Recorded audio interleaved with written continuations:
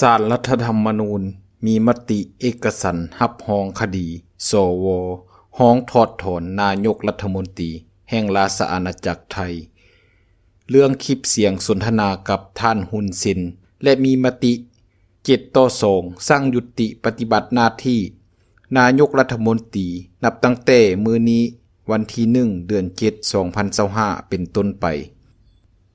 จนกว่าศาลรัฐธรรมนูญจะมีคำตัดสินชี้แจงให้ผู้ร้องและผู้ถูกร้องรับรู้ก่อนจะไปรับชมคลิปวิดีโออย่าลืมกดติดตามและกดไลค์กดแชร์เพื่อเป็นกำลังใจและเราไปรับชมคลิปวิดีโอกันเลยอิงตามเว็บไซต์ข่าว Channel News Asia รายงานในวันที่1 กรกฎาคม 2025ว่า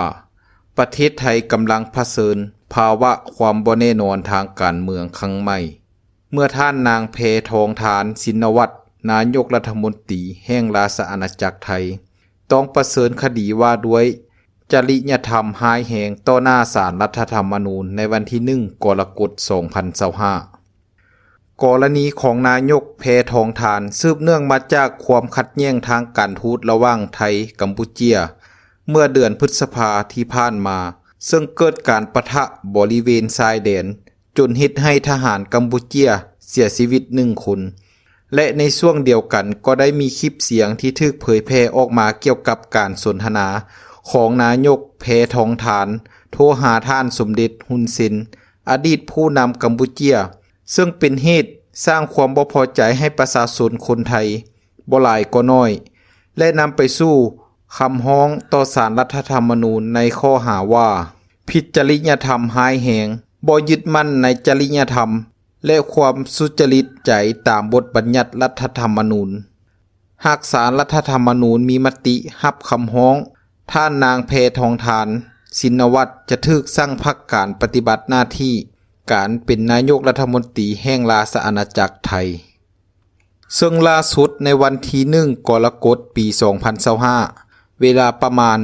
13 โมงศาลรัฐธรรมนูญแห่งประเทศไทยประเมินตามรัฐธรรมนูญมาตรา 170 วรรค 3 ประกอบด้วยมาตรา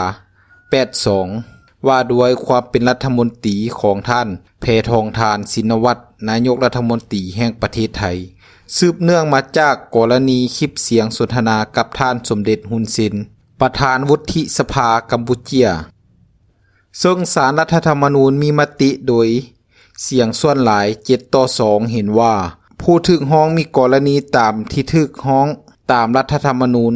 มาตรา170 วรรค 3 ประกอบมาตรา 82 วรรค 2 มีคำสั่งให้ผู้ถูกร้องหยุดปฏิบัติหน้าที่นายกรัฐมนตรีนับแต่มื้อวันที่1 กรกฎาคม 2025เป็นต้นไปซึ่งเรื่องราวยังบ่ทันจบเท่านี้คอยติดตามกันต่อไปว่าเรื่องจะจบลงเป็นแบบใดและท่านนางแพทองธารชินวัตรจะยังคงดำรงตำแหน่งเป็นนายกรัฐมนตรีต่อไปได้หรือบ่พวกเขาก็มาคอยติดตามไปนำกันและก็ขอเป็นกำลังใจให้ประชาชนไทยผ่านพ้นวิกฤตทางการเมืองไปได้ด้วยดี